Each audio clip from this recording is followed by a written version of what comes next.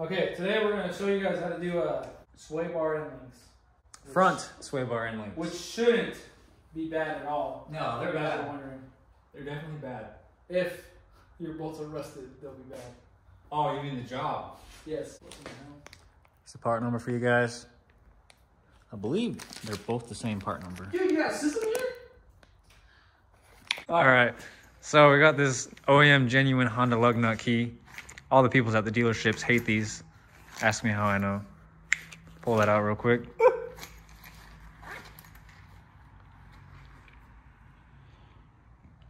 Yep. Go ahead and put that on the lug nut.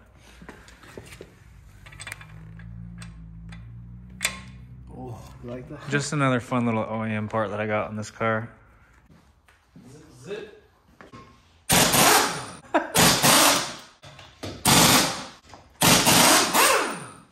Another good practice to be in, my boy. Put them underneath the core. Put them underneath the car. Yeah. I'm not by the book. This is bleeding. Harbor Freight special jack stands give out on you. Okay, my Jacksons. All right. Oh wow, that's gonna be messy. How nasty. Just because that rack was leaking for a while. Sway bar end link is right here. As you can see, my boots are blown. So there's a 14 here and there's a 14 on the back side. So assuming those aren't seized. So this is how it's gonna come out. So basically, you have a nut on both sides. That's exactly how it is. Pretty simple. Yeah, pretty simple setup.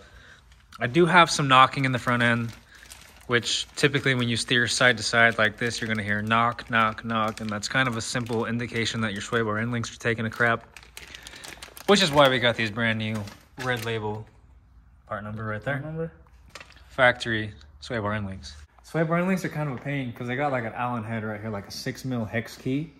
So you're gonna put like an Allen wrench in there, and there's the 14mm that screws on. But sometimes this whole bolt will just spin and it'll strip out the Allen head. So it's really easy to use like an impact gun on these because impact shock is so strong, it'll just pull the bolt right off, the nut right off. But since everything's so tight down in there, it's pretty difficult to get to. Gotta use hand tools, which sucks. Same concept as it's a loose ball joint. When you break the nut and it just keeps spinning. Yeah, it's the same thing. I'm gonna set you guys up. I'm gonna grab your 14. See what that. So I don't know if you guys can see that, but the whole head is spinning right now. Oh, snaps. All right, 5mm hex key. This is where we're gonna hope and pray that it breaks free. Oh, wow. Yeah. Look at that. Ah. That's best case scenario right there. It also really helps that when your steering rack leaks and it loosens up the bolts. Same idea. Just gonna pull this off like that. All right. Sometimes you can grab a longer wrench, kind of slip it inside and get yourself some more leverage. Cheater bar. Yep. This one's spinning too.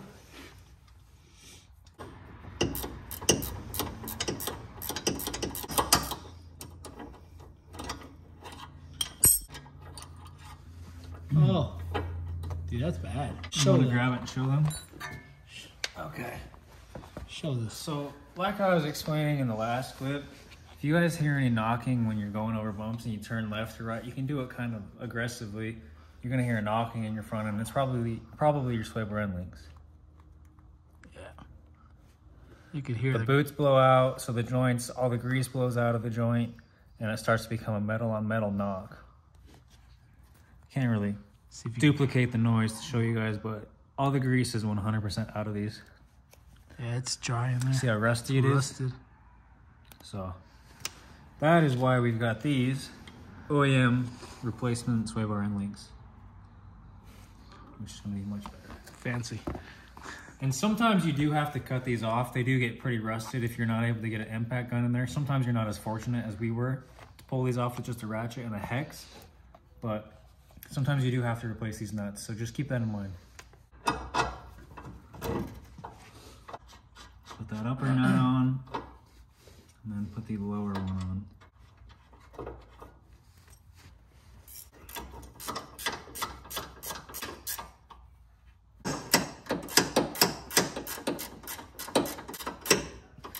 16 foot-pounds. That one's snug too. Okay, we're not going to be able to fit a torque wrench in there, so I'm going to just kind of go by feel on these. It's only 16 foot-pounds. Oh, it's not. These nuts on each sway bar end link on both sides, bottom, top and bottom, torque to 16 foot-pounds.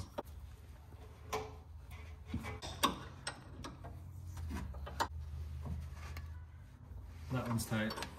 All right, guys, he just installed the new one. As you can see, it's cleaner than everything else down here. That's fine. Oh. Check out how much more loose these these joints are. So the other ones, did you show them Yeah. how tight it was? Yep. Jeez. Did you hear that? Yeah, that's the clunking. Yep. So you'll hear that and it'll just vibrate through the frame, and that's when you feel it in the steering wheel and everything. Yep.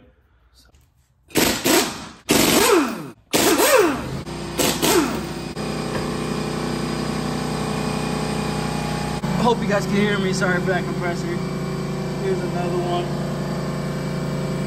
So this is the next one we're going to be doing. Same idea. You guys can see that boot is all whipped up pretty good there.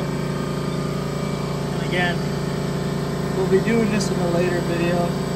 This whole rack. We're trying to source an OEM one instead of using aftermarket.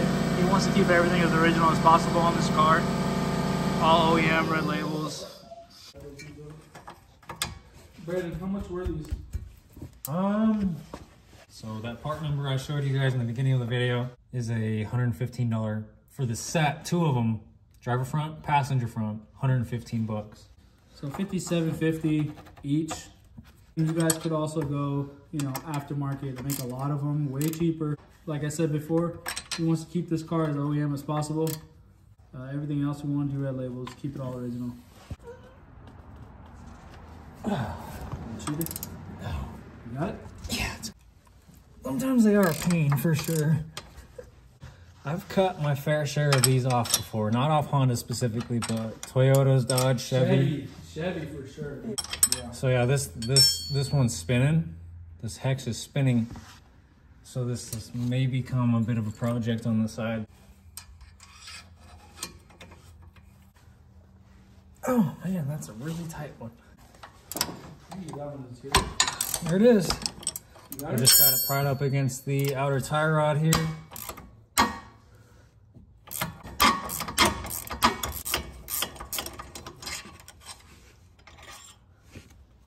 I'm just gonna start loosening this upper one now.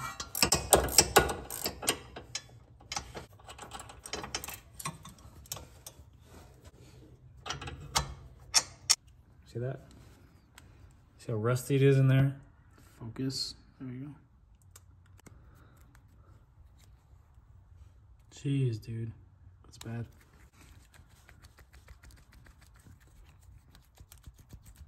Yep.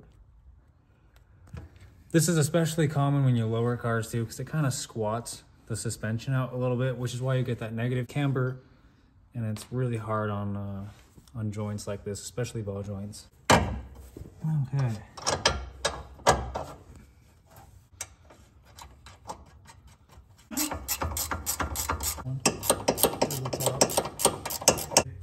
Click. Ready for this torque spec? 16 foot-pounds. Click. Now, let's just show them one more time. In case anyone forgot.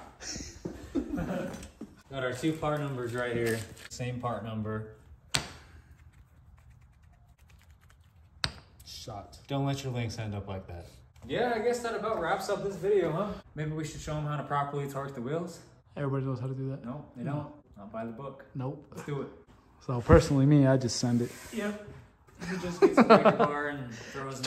Yeah, just a breaker bar and you're good to go, boys. Tell you what. Nothing Send it. crazy.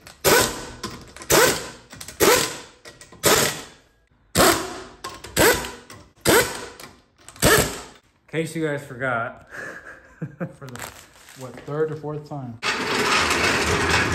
we're gonna do another by the book way, how you're supposed to torque wheels. Whether or not you agree with this, I'm just going off what I know from working at a shop for so long. When you're gonna torque wheels, you don't want to set the car down on full suspension load.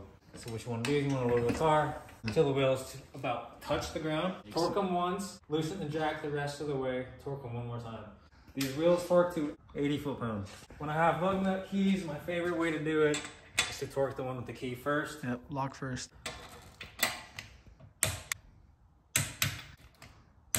And that gun got it pretty close, huh? Plugging up key first. Lower it just a hair. Click.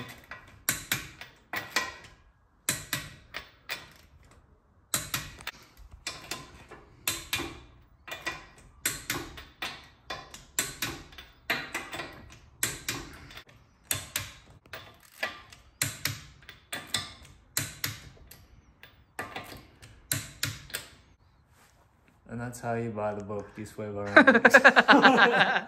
right, everybody in the comments, B-Series or the AK? Why do you always gotta do some poll or something on these videos? Because I want to know what the people think. All right, guys, that's pretty much the end on sway bar end links. Pretty quick job, nothing too hard. Literally 2 14s, unless they're rusted up pretty bad, or you have to cut them off, which happens quite a bit. You do not get this lucky every time. Yeah, nothing too crazy. So, all right, guys, we'll see you in the next one. Yes, sir.